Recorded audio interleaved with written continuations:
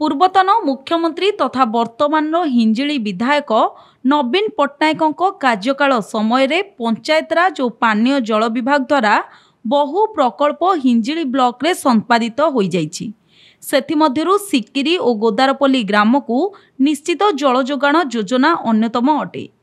प्राय 3,06,64,755 टंकार एही प्रकल्प वर्तमान अंधार रे रहिछि।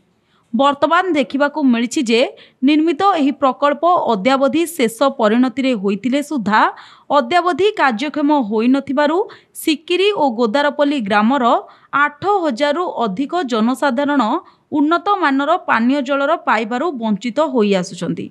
एही प्रकल्प पाखरे थिबा सूचना फलक प्रकारे प्रकल्पर कार्य आरंभ 7/1/2023 थिबा बेले कार्य शेष अवधि प्राय 1 वर्ष बा 360 दिन कार्य दिवस उल्लेख रही।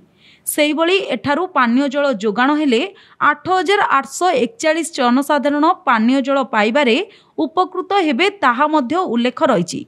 तेबे 3 कोटी रु ऊर्ध्व एही प्रकल्प रे पाइपलाइन बिछाइबा 700 मीटर संग्रह गोटे कूप 10 लाख लिटर क्षमता विशिष्ट जल विशोधन प्रकल्प एवं 3 लाख क्षमता विशिष्ट भूतल जल भंडार अंतर्भुक्त मध्य रही। किंतु आश्चर्यर विषय जे उक्त प्रकल्प निर्माण 360 दिन होइथाई प्रकल्पर प्रायतः समस्त आनुषंगिक व्यवस्था होइथिले मध्य वर्तमान सुधा 2 वर्ष 4 मास समय होई जाइथिले मध्य उक्त प्रकल्परू पानीय जल जोगाण होई पारि नाही। एही बहुमूल्य प्रकल्पर मोटर और पंप गृह उई लागिबा देखिबाकू मिलिछि।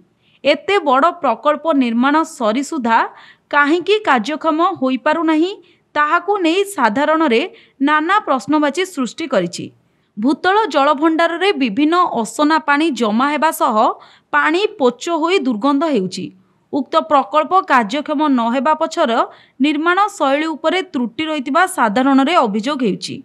अन्य बाबद रे केउ कारणरू भित्ति करी ताहा कार्यक्षम होई पारु नाही ना निम्न मानर यांत्रिक ही त्रुटि दायी होई थाई पारे बोली बुद्धिजीवी महल रे आलोचना हेउछि। एणु साधारण रे उक्त प्रकल्प को तुरंत कार्यक्षम पई स्थानीय अंचल रे दाबी होइछि। हिंजिली काटरू Krishnachandra Samantaray report public media.